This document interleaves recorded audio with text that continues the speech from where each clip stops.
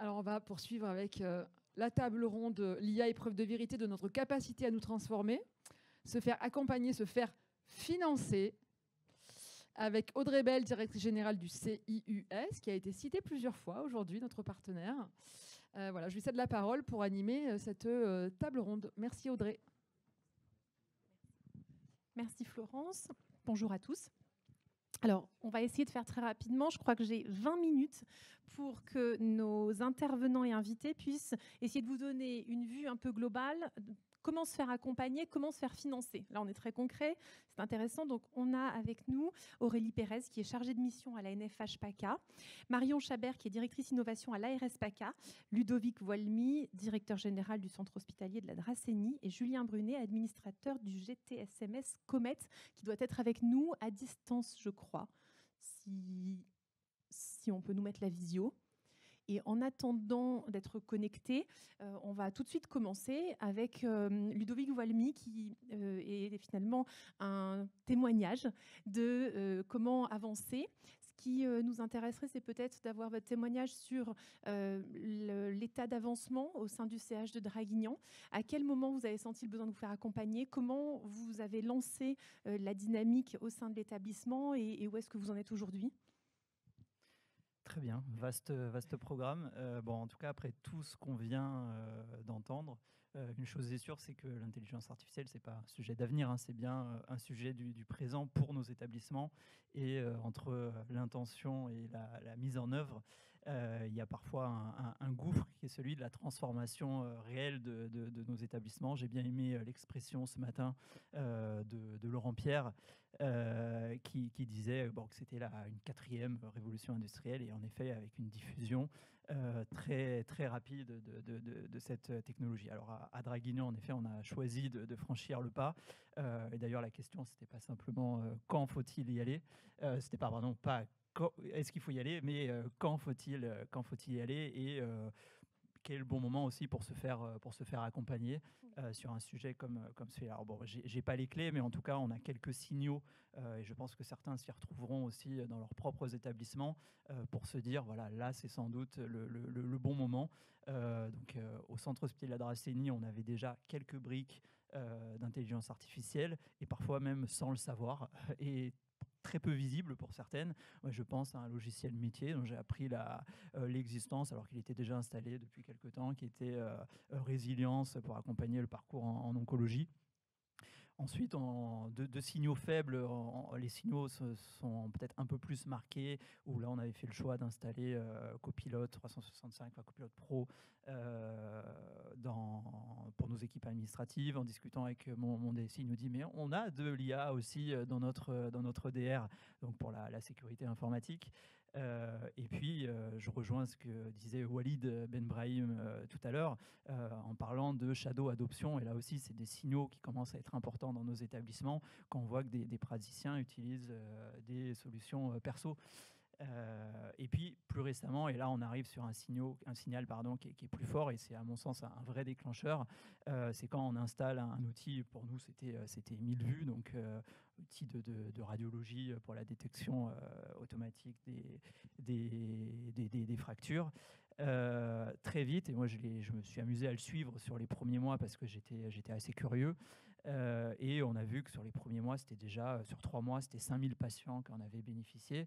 Et là, on s'est dit, et je ne passe pas pour donner des chiffres pour des chiffres, mais on remarque que l'implémentation d'une solution d'IA, elle peut prendre sa place très rapidement, devenir incontournable, et en étant visible finalement de beaucoup de monde. Donc ce déploiement progressif, il a également révélé quelques envies dans certains de nos services et auprès de certains de nos praticiens, entre des biologistes qui m'arrêtent au self, qui me disent on a vu une solution de validation des résultats qui pourrait être intéressante, et puis à chaque fois avec de très bons arguments sur le temps gagné, sur éventuellement l'argent que ça pourrait nous faire économiser. Un DIM aussi qui tape à la porte et qui nous dit, qui me dit il existe une très bonne solution d'appui au codage PMSI. Et là encore, ça va faire gagner de l'argent. Je pense à des cadres qui nous disent vous nous parlez souvent de QVT, mais si on avait un outil de planification du temps de travail, ça nous aiderait à être encore plus dans le service et à faire je sais pas, le management de la qualité, par exemple. Et puis des urgentistes qui nous demandent également un outil de prédiction des flux et des passages. Donc, en effet, beaucoup d'enthousiasme sur pas mal de sujets. Et là, on s'est dit, bon, on arrive, je pense, à une situation où on va profiter de cet enthousiasme, mais on va essayer d'éviter certaines désillusions. Et l'idée, c'était vraiment d'éviter un peu cette pensée magique et garder cette ligne de conduite qui est de sélectionner les bons projets pour les bonnes raisons. Et donc là, c'est à ce moment-là qu'on a fait appel à l'ANFH et à Etikia. Donc pour nous aider, et ce qui nous semblait important, c'était de commencer par définir une gouvernance sur l'IA, celle qu'a pu évoquer d'ailleurs Hélène Marin tout à l'heure, donc je ne rentre pas dans les détails, mais on crée un copil IA avec cet objectif déjà de cartographier les solutions d'usage, définir des critères de sélection qui soient éthiques, mais aussi stratégiques, conformes à la stratégie médicale de notre établissement, qui forment les professionnels, qui informent les patients. Autrement dit, l'idée, c'est ne pas subir la technologie, mais l'encadrer le plus intelligemment possible. Et ce copil, il doit nous permettre de dire oui, de dire non, de dire pas encore à un projet, en conscience, en cohérence avec notre projet d'établissement. Alors, ce n'est pas spectaculaire, mais c'est aussi ce qui se transforme. C'est ce qui transforme, aide à transformer durablement l'hôpital. Moi, j'ai vu 3 conditions de réussite. Alors, je dis de ma fenêtre et chacun les verra différemment ou observera peut-être d'autres choses dans son établissement. Mais le premier, c'est la confiance des équipes, c'est-à-dire pas de déploiement sans compréhension. C'est-à-dire que oui, on avance avec des éclaireurs, mais il ne faut pas simplement un DSI, même s'il s'intéresse au sujet, même s'il est très compétent, ce n'est pas suffisant.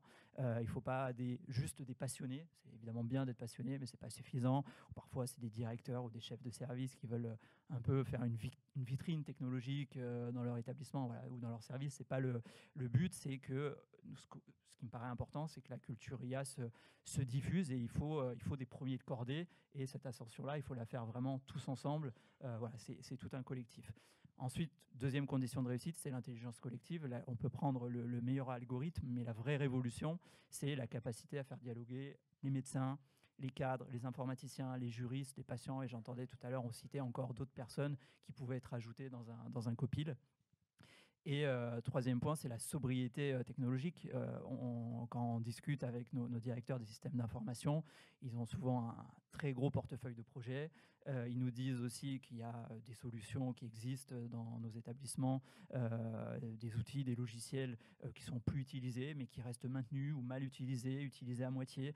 Donc l'idée, c'est choisir moins d'outils, mais mieux intégrés, utiles, soutenables pour les équipes. Et je rejoins les propos tout à l'heure de Marie Chardot, dans une logique GHT. Et là, on répond en partie, en tout cas, à cet objectif.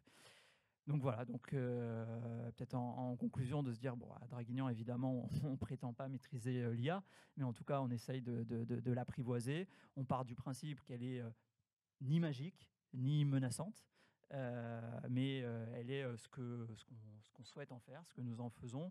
Et pour qu'elle serve vraiment les patients, il faut qu'elle s'inscrive dans un cadre d'établissement qui est un cadre, une méthode, une éthique aussi. Et c'est ce cadre qu'on construit justement avec l'aide d'acteurs comme Etikia, comme la FHF PACA, comme la NFH bien sûr et l'ARS. Et pour que cette transformation numérique reste avant tout une transformation humaine. Voilà. C'est le meilleur des derniers mots de ce témoignage. Merci beaucoup pour ce témoignage complet. Peut-être en miroir de votre expérience et de ce récit, on va écouter Monsieur Brunet. Merci d'être avec nous. Vous êtes donc administrateur du GTSMS Comet et vous avez aussi une expérience à partager dans le secteur médico-social et des enseignements. Ce qui nous intéresse, donc, c'est de comprendre aujourd'hui comment se faire accompagner, comment financer. Et vous avez, vous, à travers votre expérience, pu faire des observations et vous en avez tiré des enseignements que vous pouvez nous partager aujourd'hui, s'il vous plaît. Oui, alors bonjour à tous. Alors GCSMS Comet regroupe 40 établissements médico-sociaux dans le Finistère et on porte depuis quelques mois un projet qui vise à développer une intelligence artificielle dédiée à nos établissements à partir de l'ensemble de la donnée qu'on peut récupérer. Alors, je ne vais pas rentrer dans le détail, l'idée c'était plutôt d'axer l'intervention sur comment se faire accompagner quand on veut développer l'IA ou une IA dans les établissements médico-sociaux. Et donc, nous, on a fait appel à plusieurs accompagnements qui répondent un peu aux différents enjeux de l'IA. Tout d'abord, l'enjeu technologique, c'est-à-dire que construire de l'IA, de l'intelligence de la donnée, c'est un métier. Donc, il faut se faire accompagner par les bonnes personnes. Et donc, nous, on se fait accompagner par le cabinet Accenture qui est spécialiste dans l'intelligence de la donnée. Deuxième point important, quand on développe un projet IA, c'est qu'il faut le diffuser auprès de l'ensemble des professionnels. Et parfois, un écueil, c'est de le laisser à une strate un peu trop direction ou encadrement. Et donc là, on se fait accompagner avec la NFH Bretagne, où on développe tout un plan d'acculturation de l'IA pour l'ensemble des professionnels soignants, mais pas que, afin qu'ils comprennent ce qu'est l'IA et qu'il n'y ait pas de crainte, de peur par rapport à ces termes. On se fait également accompagner par un cabinet d'avocats parce que quand on parle d'intelligence artificielle, ça ouvre aussi des questions juridiques, des questions de responsabilité, des questions d'encadrement de la pratique, de données, de RGPD. Et donc, c'est important aussi d'avoir cet aspect juridique. Et puis pour terminer, pour ne pas être trop long, il y a tout l'aspect éthique. Et donc, comme le collègue, on se fait accompagner par Ethikea afin de définir un cadre éthique à l'utilisation de l'IA. Et surtout, ce que Ethikea a développé, qui moi me paraît intéressant, c'est cette notion de garantie humaine. C'est l'idée que dans tout projet d'intelligence artificielle, in fine, c'est l'humain, le professionnel, qui décide. Et l'IA n'est qu'une aide à la décision. Et ça, pour nous, c'était important de développer ce concept auprès de l'ensemble de nos établissements. Est-ce que dans ce parcours et dans ce projet que vous avez conduit, est-ce que vous avez peut-être des choses que vous referiez différemment? C'est-à-dire à travers les enseignements, est-ce que vous avez tout de suite eu l'idée qu'il fallait vous faire accompagner? Et est-ce que tout s'est passé vraiment comme dans les plans? Est-ce que vous auriez peut-être des retours d'expérience aussi à partager sur cette dimension un peu décisionnelle et de choix stratégiques? Alors pour moi, le principal écueil, ça a été la formation et l'acculturation des professionnels. Je pense que là, il y a un enjeu très important de diffuser. C'est-à-dire qu'aujourd'hui, il n'y a pas un jour où on n'entend pas parler d'intelligence artificielle dans son quotidien. Donc on a l'impression que tout le monde le connaît. Et en fait, quand on creuse, quand on questionne les professionnels, on se rend compte qu'il y a beaucoup de mythes, beaucoup d'incompréhension, beaucoup de préjugés sur l'intelligence artificielle. Et donc vraiment, avant d'apporter un produit, avant d'apporter un projet IA, c'est important vraiment d'aller sensibiliser les professionnels pour que les différents projets soient acceptés. Et en termes de peut-être de maturité, de préparation, est-ce que tout établissement ou groupement peut se faire accompagner n'importe quand? Est-ce qu'il n'y a pas quand même des prérequis, un bon moment pour ça? Ludovic Voilmy nous en a un petit peu parlé. Est-ce que vous, sur ce point-là, vous avez aussi un regard ou un retour à nous partager? Alors, peut-être une difficulté, une particularité du secteur médico-social, c'est que on est, en tout cas dans le public, plutôt des petits établissements avec un seul directeur, avec des systèmes d'information très différents. Et donc, il y a un enjeu de maturité, de capacité à mutualiser ces systèmes d'information pour pouvoir lancer ce type de projet.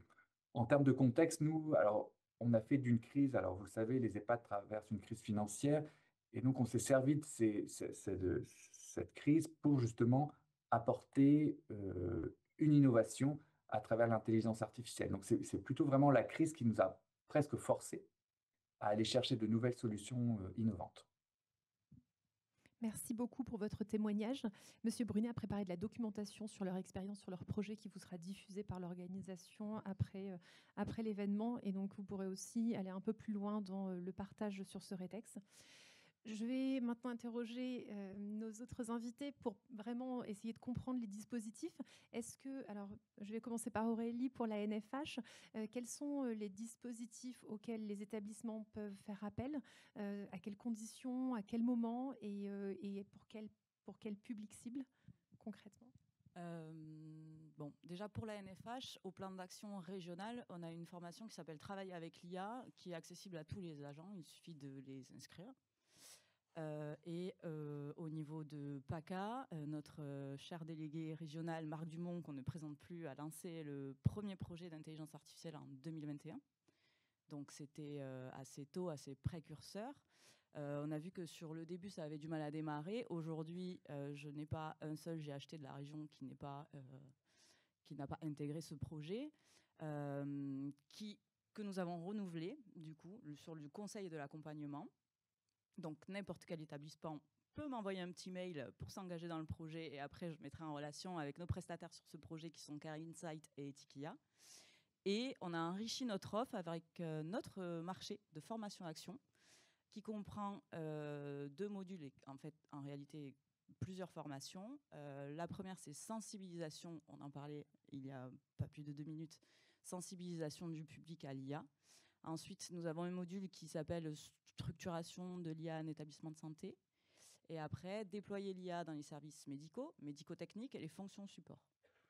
Donc, je pense que la NFH couvre quand même pas mal de sujets là-dessus.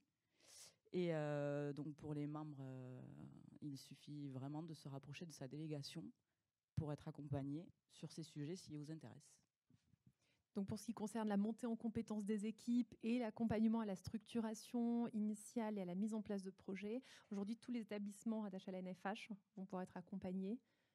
Il n'y a pas de barrière, il n'y a pas de... Non, il n'y a plus d'excuses. Il n'y a pas de barrière. Et donc, on a ce marché formation-action, mais dans le conseil, il y a tout un tas de choses. C'est la priorisation des axes de déploiement des solutions d'intelligence artificielle.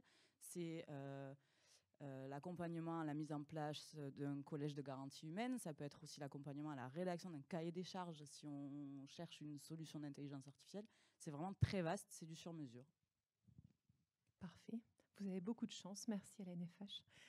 On va poursuivre ce panorama et surtout la vision des guichets, de ce qui est mobilisable pour vous avec Marion Chabert de la RS PACA. Merci d'être avec nous. Marion, est-ce que, au regard de ce qui vient d'être dit, vous pouvez aussi nous partager un petit peu votre vision globale de l'accompagnement et des dispositifs qui existent, qui sont mobilisables et de leur pertinence ? Alors, je vais tout d'abord introduire en disant que ce que je vais présenter va être à la fois une parole de ce que porte l'ARS et le ministère de la Santé, mais aussi une parole de ce qui est porté par la région Sud. Je l'ai vu avec mes collègues de la région Sud, parce qu'on essaye, et également de l'État sur le plan innovation, parce qu'on essaye de proposer de la cohérence pour tous les acteurs qui veulent avancer sur l'IA. Pour moi, il y a 2 choses qui ont été bien dites. L'intelligence artificielle, c'est déjà aujourd'hui, et c'est déjà dans tous les établissements, mais c'est aussi un vecteur d'innovation majeur. Donc, je vais faire un petit peu la différence entre les deux. Il y a beaucoup de choses qui ont été dites sur l'accompagnement pour renforcer les compétences, etc. Vous avez entendu que l'ANAP a également une offre de service qu'il faudra mobiliser. Juste pour vous dire qu'avec la région Sud, en 2025, on a proposé dans l'appel à manifestation d'intérêt structure innovante un axe qui est dédié à transformer son organisation avec l'intelligence artificielle. Donc c'est un appel à manifestation d'intérêt qui est porté par le Centre d'innovation et d'usage en santé et qui va réunir un petit collectif d'établissements sur ce sujet pour qu'ils établissent leur feuille de route. Ça n'a pas la valeur aussi forte en termes de force de frappe. C'est un petit laboratoire régional et je vous invite tous les ans à regarder cet appel à manifestation d'intérêt, mais je le sais que vous le faites au sein du réseau des établissements FHF. Sur la question de aujourd'hui également, il y a comment est-ce que j'arrive à acheter en fait de l'intelligence artificielle dans mon quotidien. Alors là, vous le savez, alors à la fois pour aujourd'hui et pour demain, on est en attente de la consolidation de la stratégie d'accélération, d'IA en santé, qui était en concertation jusqu'à fin septembre. Pour autant, on peut quand même donner des grandes pistes. Vous voyez à la fois du côté de la région sud, dans ces appels à projets, ces appels à manifestation d'intérêt santé de proximité au kit des aires médicaux, vous pouvez candidater avec des outils de l'IA, aussi pour des outils des solutions qui n'ont pas d'IA, mais vous pouvez aussi les mobiliser pour acheter des équipements avec IA. Vous avez également cette possibilité, et là, quand vous répondez à des appels à projets nationaux qui sont étudiés au niveau de l'Agence régionale de santé sur les gros programmes d'achat informatique, bien évidemment, vous aurez également les solutions qui intègrent de l'IA ne seront pas rejetées de ces appels à projets. Et puis, vous avez des appels à projets qui ont commencé à émerger en 2025, portés par la DGOS. On sait que la CNSA va y aller, aussi sur le champ médico-social. Cet été, la DGOS, vous en avez parlé aujourd'hui, sur l'intelligence artificielle pour les outils aux urgences, l'intelligence artificielle pour les RH. On voit que ça émerge et a priori, on nous dit que ça devrait se poursuivre. Allons-y.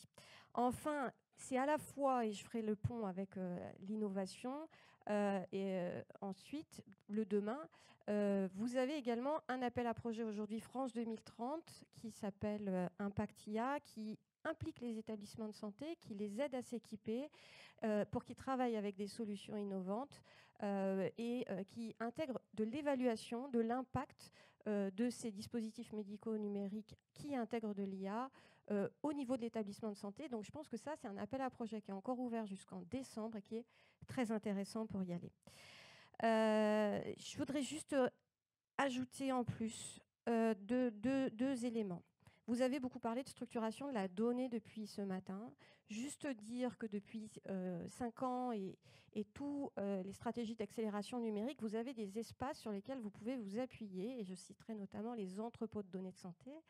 Nous en avons plusieurs dans la région. Nous en avons un régional, l'entrepôt de données de santé Méditerranée. Vous le connaissez tous. Il y a beaucoup de réflexions sur comment structurer la donnée de santé. Il faut que ça influe dans tous les établissements, bien évidemment. Et on en a également un qui est à Nice, qui est national et qui est P4DP et qui est sur les soins primaires. Donc ça, c'est important.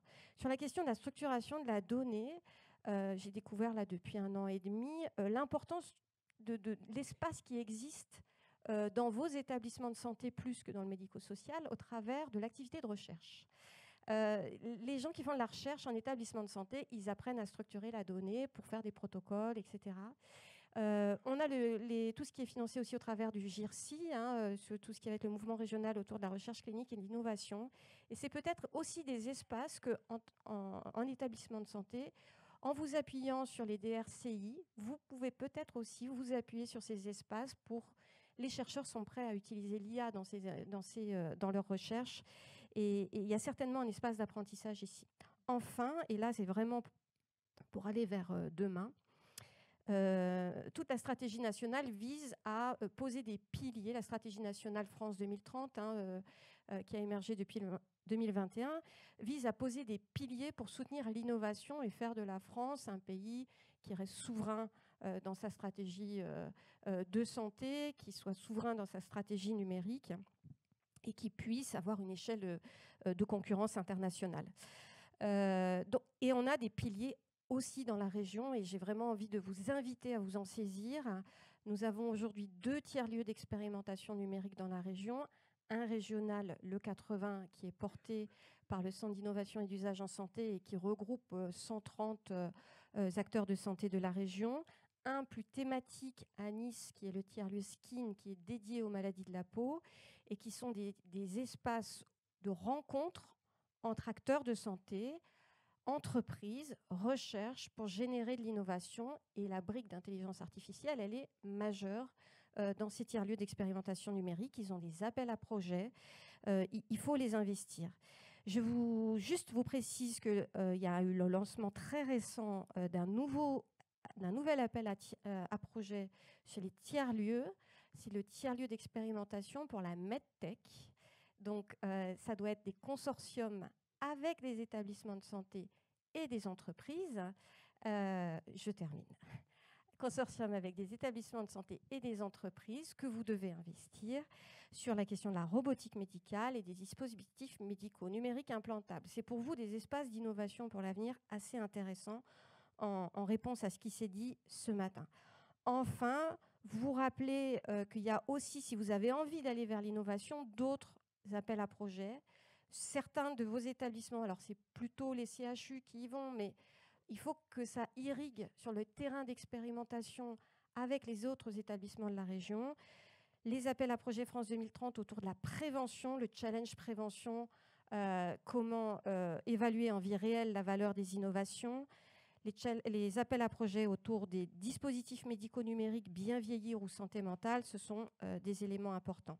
Dernier élément que je voudrais soutenir également, pour l'État et la région, tout ça, c'est un vecteur économique important. Et la région Sud a deux espaces qu'ils appellent les OIR, opérations d'intérêt régional, j'espère que je ne me trompe pas, l'un sur la thérapie innovante, l'autre sur le bien vieillir, qui sont autant d'espaces de rencontre, de soutien à la filière industrielle, mais qui a besoin de travailler avec des établissements de santé, qui a besoin de travailler avec des établissements médico-sociaux.